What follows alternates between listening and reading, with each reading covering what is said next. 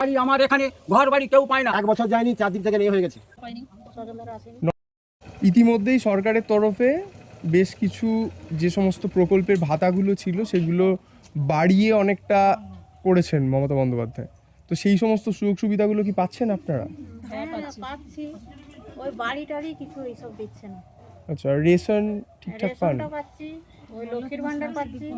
জলের কোনো সমস্যা এলাকায়? জলে সজলধারা আমরা পাইনি, সজলধারা আসেনি। নর্মাল টিউবকল কিছু আছে এলাকায়? না ছিল ওইগুলো। জল আনতে কতটা দূরে যেতে হয় মোটামুটি? আমাদের বাড়িতে নিজেদের সাবমার্সাল কল করা হয়েছে, চাঁদা তুলে এইসব পাইপ এসেছে, এখন জল আসেনি গ্রামে।